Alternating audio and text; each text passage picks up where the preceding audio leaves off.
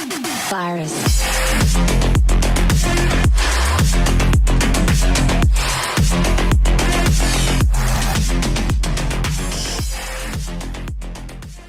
Hello, my soul army. This is Deathlord, and welcome to how to say? I think a video that can actually help you how to play Age of the Ring, like giving tips and all that. Because some of you people on TikTok specifically, because I stream Age of the Ring on TikTok, make sure to follow me there. By the way, a disclaimer here. I do this video for the tips only for the AI, not for players. I'm not sure if it works on the PvP. These tips that I show you and all that, it's for the Screamish AI enemies, the bots. That's all. They keep asking me to make a video to show tips how to start and play the Age of the Ring, because on the Age of the Ring it's very different on Battle of Middle Earth of the regulars, because on the Age of the Ring the AI it's much more difficult, smart, and he has a very good strategies, like how to say, I think like it's a player. Sometimes they will send units on the main path that will go, and sometimes it will sneakily send units to the other side so he can take you off guard. And on this specific match that I did, I have the AI on death march, the most difficult that I can put on the enemy AI. On this match I play as Erebor because I believe Erebor is most easy unit, because the first units that you take out you can upgrade them instantly with the all upgrades, the armor, the damage, the banners, the arrows, everything.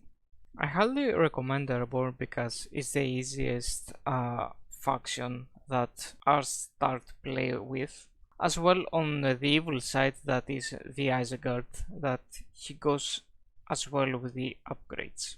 By the way, I have to thank Far and Khan on this video, because they helped me to understand the Erebor, because I haven't really played the Erebor faction, and for now on I think I'm going to play this faction because they are very strong, and yeah, that's why I highly recommend them.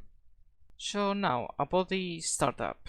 I first built the forts and then barracks of the recruits that I'm going to, about the units, and then I start to build the resources building. Now you're going to ask me why I do first the forts building, because the forts building, it gives you resources as well as the buildings that gives you resources. The forts do it as well, and it will start level up quickly. It's not like you upgrade it like units, the buildings. The forts level up over time, get experience over time. It means how many resources you get. 24 resources gives you 24 XP he takes as well over time. You need that because you need the upgrades quickly as possible. So every faction that I do, I always build first the forts for the upgrades. And by the way, as you can see, I have them, all of them on the main building, because the main building, the base, the castle as we'll say, it helps you to defend the close buildings. It shoots arrows if the army comes closer, so it's good to have them close to the main building. You also can build catapults on the main building and watchtowers that shoots arrows as well. Then I start to focus on the defense. Of course, I get like 4 units out immediately.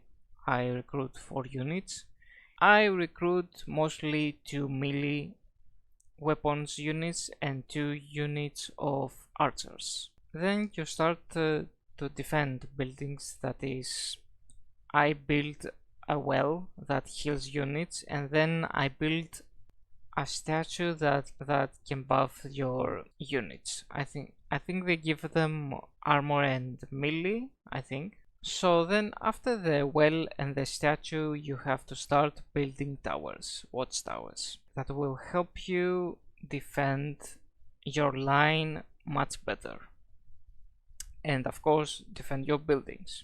On the airborne faction, they have like many buffs on the towers that you can put, like a buff that gives your nearby units experience or gives them damage or defense, have a clear vision ahead as well. They have that. It also, every kill that they do, they can take resources from it.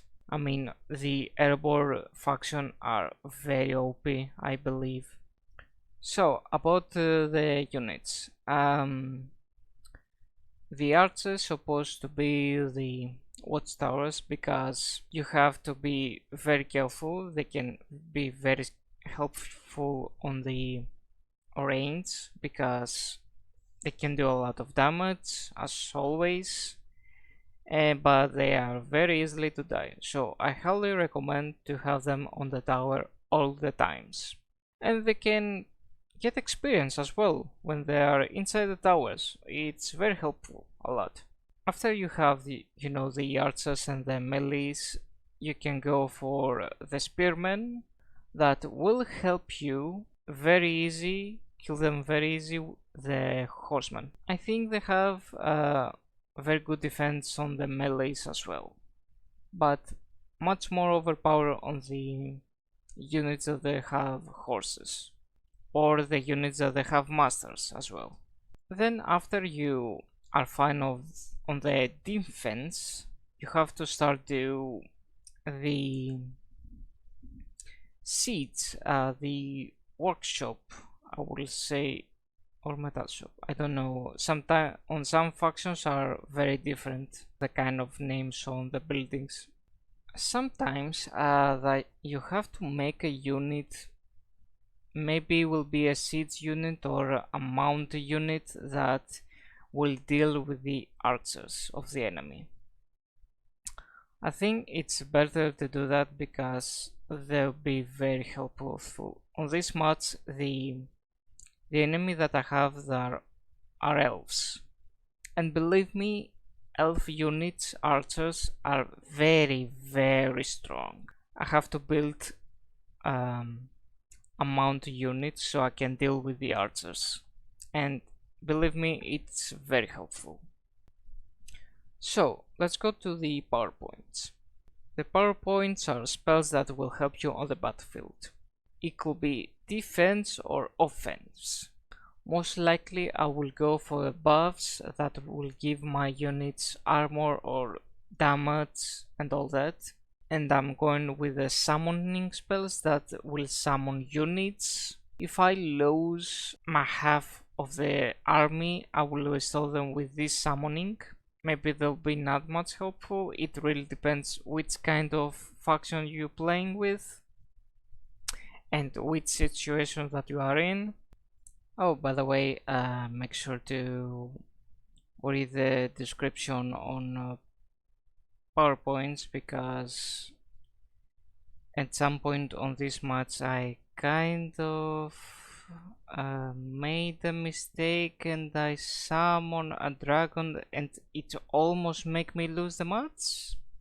So yeah, make sure to read the descriptions of the PowerPoints.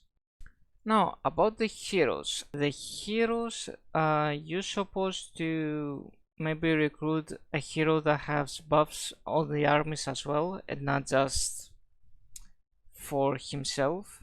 Help out the units, buff them, and even able to destroy structures. That was helpful as well on this match. I have, I think, 2 heroes that can destroy a lot of the structures, because at some point maybe the army will destroy your siege weapons.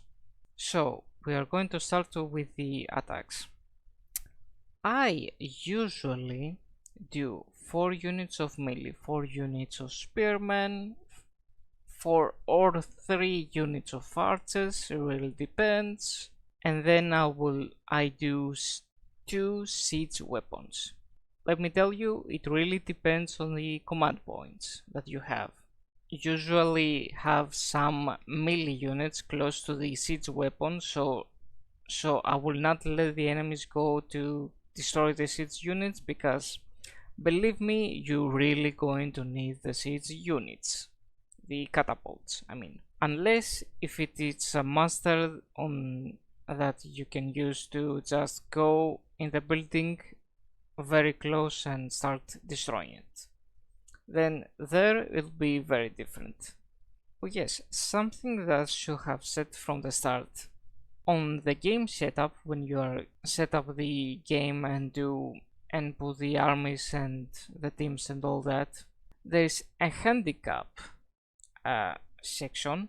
It makes that to like the enemies or yourself as well to do maybe a little bit damage, have a little bit HP that has to do in normal. I'll put it on 35 because they don't have really do so much difference. On 35 they can still defeat me, just let you know this. But if you put it on maybe 45 or 50, they have difference. So yeah, if you are really struggling and you feel that they can do a lot of damage, like the damn Misty Mountains, believe me, this faction is really frustrating.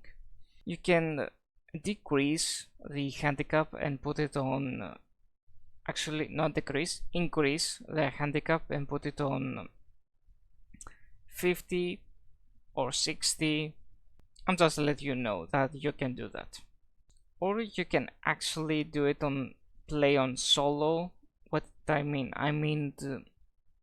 you can actually don't put enemies on the map if you really want to test out the faction that you are going to play, so you can take off the second AI and be on yourself on the map and, you know, try out the faction are you going to play.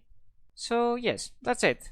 If you find this video helpful, leave it a like. I mean, it helps a lot with the algorithm and all that. If you have questions, leave a comment. And if you really like my videos and all that, make sure to subscribe me so you can not lose any videos from me.